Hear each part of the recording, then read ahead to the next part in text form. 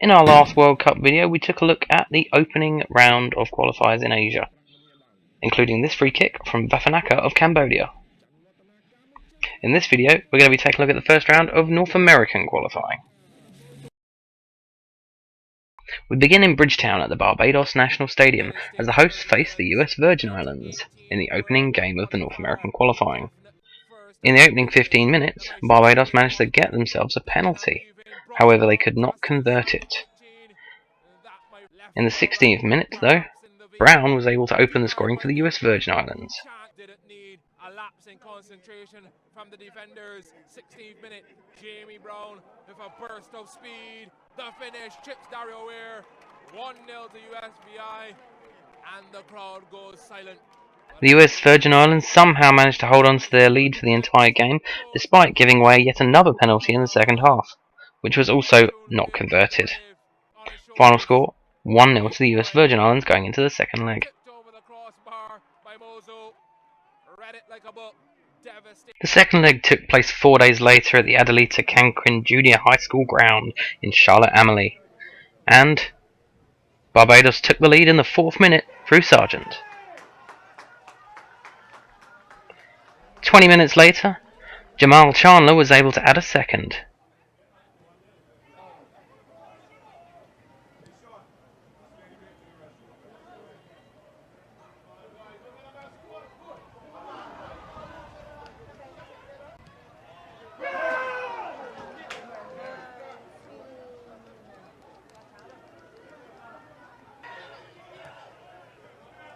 In the second half, Hart was able to add a third for Barbados in the 76th minute with a cracking finish.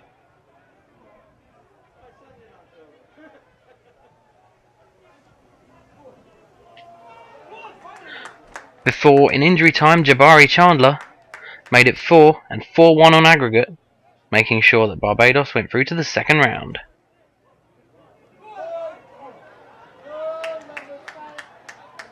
Now you might have noticed that this video is a lot longer than the last one, and here's one of the main reasons why, as St Kitts and Nevis took on Turks and Caicos Islands at Warner Park in Basseterre, and the game opened with another penalty.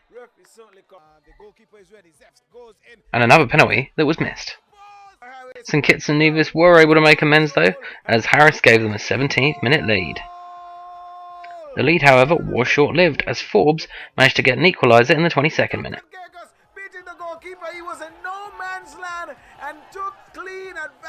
St Kitts managed to snatch the lead back in the 43rd minute through Friesen Leader. And also before half-time, Orlando Mitchum would add a third.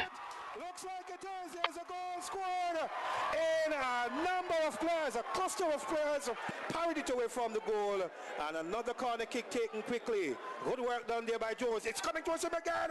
He is going forward. Stopped up by the keeper. Oh my goodness! It's a goal! Mitchum had obviously been hoping he'd score, as he then cracked out the fishing celebration. Classic. We had to wait until the 67th minute for the next goal, as Hanley made it 4-1 to St Kitts and Nevis.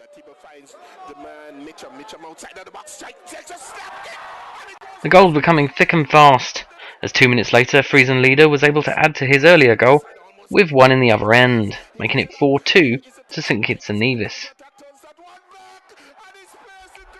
It became 5-2 in the 85th minute, as O'Loughlin added another for St Kitts. Down the whole movement, it really was a nice build-up. Trying to heal that one behind him. In the middle of the field, a shot comes in and The rout was ended in the 89th minute when Orlando Mitchum bagged his second of the game, leaving Turks and Caicos Islands with a steep hill to climb if they were to progress to the second round.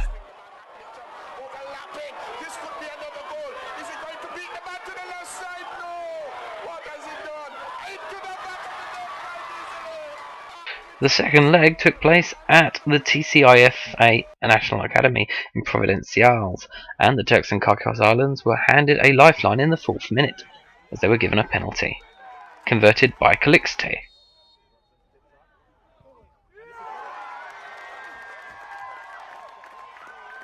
Unfortunately for Turks and Caicos, a reply was very soon in the making, as in the 7th minute, Josh Leader made it 1-1.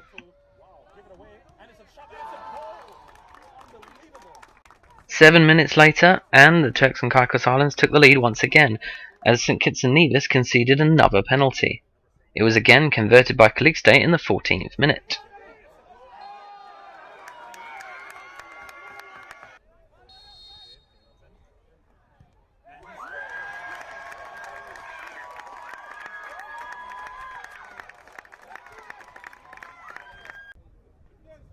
The celebrations didn't last for too long, as in the 30th minute, George Schlieder added his second, making it 2-2.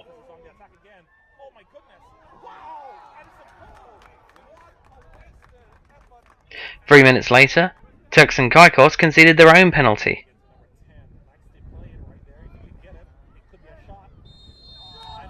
Which Panayotu happily placed into the bottom corner.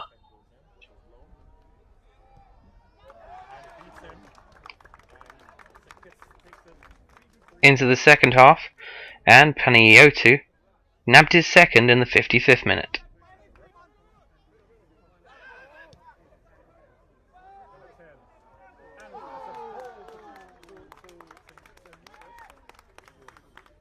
And after some pinball play in the 60th minute, Panayotu got his hat-trick.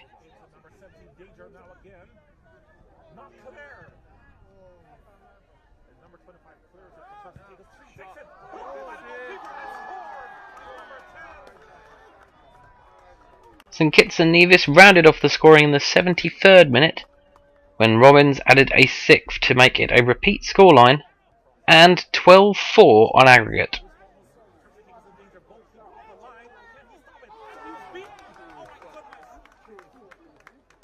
So after 16 goals over 2 games in that particular tie, we can only offer you half of that as we head over to the Dennis Martinez National Stadium in Managua for Nicaragua, the Anguilla. And Nicaragua opened the scoring in the 12th minute through Galliano.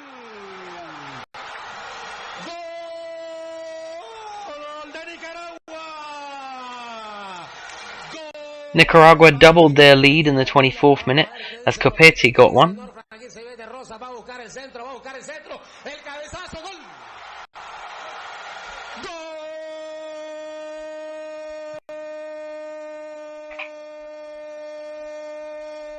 He then showed off his dance moves.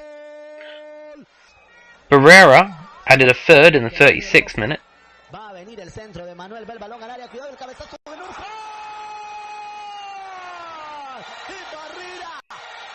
There was less dancing with that celebration. However, Copete got his second in the 39th minute.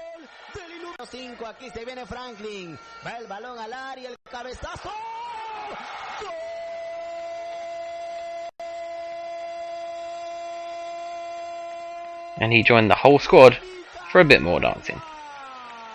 With the tie effectively over at half time, Nicaragua did not take their foot off the gas in the second half, and Lazo got their 5th in the 63rd minute. Final score, Nicaragua 5, Anguilla 0.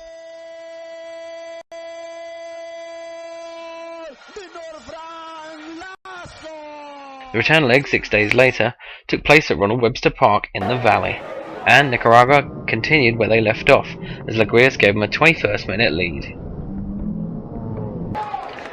And for some reason, whoever made the video was slow-mo happy.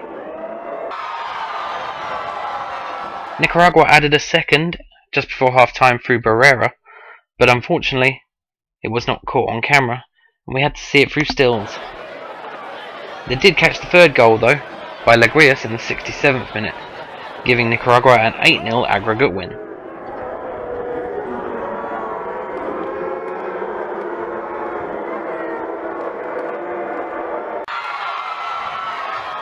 We get a funky tune for the next one, as the Bahamas take on Bermuda at the Thomas Robinson Stadium in Nassau, and Bermuda took a 4th-minute lead through Level Rock. 10 minutes later they were given the opportunity to make it 2-0, as the Bahamas gave away a penalty, which was easily converted by Naki Wells. It was 3-0 come the 29th minute through Lewis, and then in the second half, Danawa scored a screamer in the 57th minute.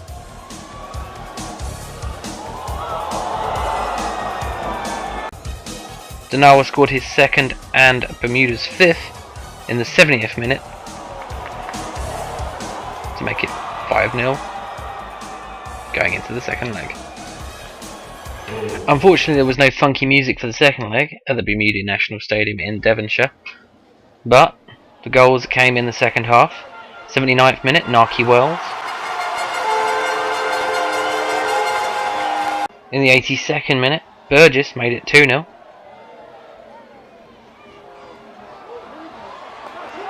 Before Narky Wells completed the scoring in the 87th minute, getting his second,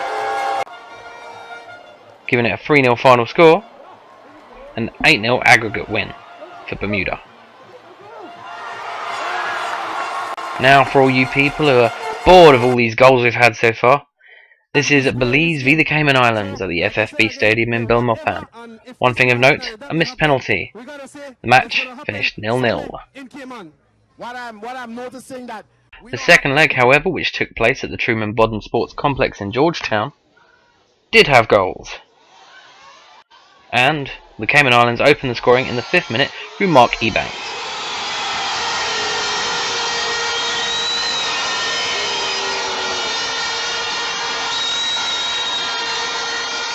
The goal sparked some jubilation, but this free kick from Coylan in the 20th minute put a stop to that jubilation and started a whole new set of jubilation for Belize as they went through on away goals. In action now, the British Virgin Islands versus Dominica, with both games taking place at Windsor Park in Roseo in Dominica due to renovations to the British Virgin Islands Stadium. It didn't faze the British Virgin Islands though, who took the lead in the 41st minute through Edward Moss. Dominica would get an equaliser 4 minutes later though, through Elize just before half time.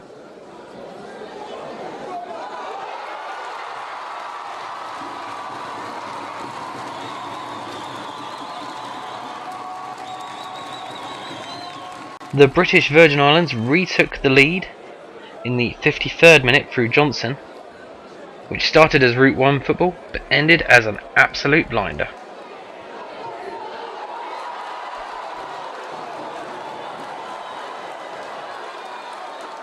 It became 2-2 though in the 64th minute through Mitchell Joseph.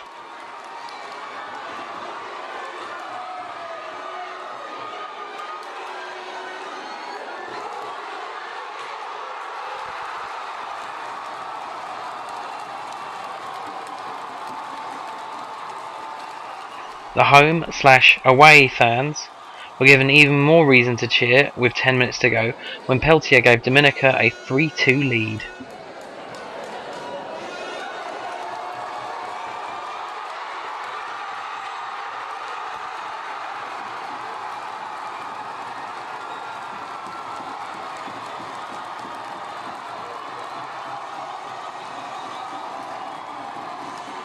Second leg took place 3 days later, and I've forever got some bad news and some good news. The bad news is I can't seem to find any videos of the game whatsoever, so we've just got stills. The good news though is it was 0-0 anyway, so we're not actually missing that much. Dominica go through 3-2 on aggregate. Now for our final pairing, Curacao and Montserrat. The first leg was at the Ergilio Hato Stadium in Willemstad, and Curacao took an 8th minute lead through Morencia.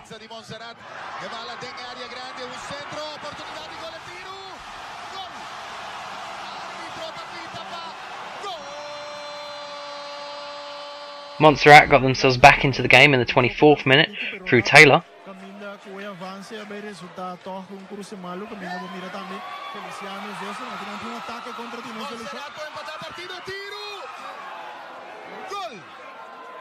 However, 5 minutes before half time, Montserrat shot themselves in the foot by conceding a penalty.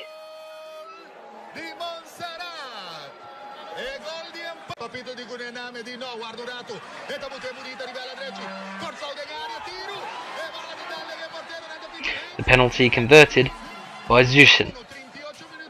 I think that's how you pronounce it.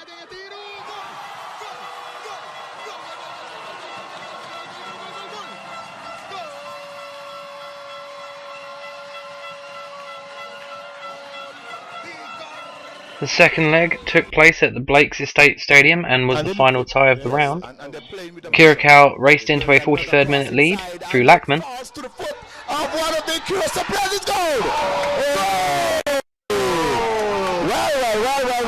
In the second half, they appeared to take their foot off the pedal for a little, and Willer would get Montserrat back into the game in the 65th minute.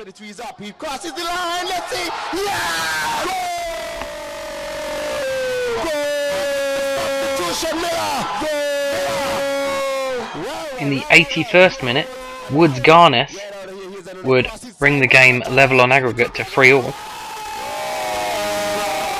sparking some wild celebrations. However, the final word was with Curacao and Vicento, who scored in the 87th minute to take Curacao through 4-3 on aggregate.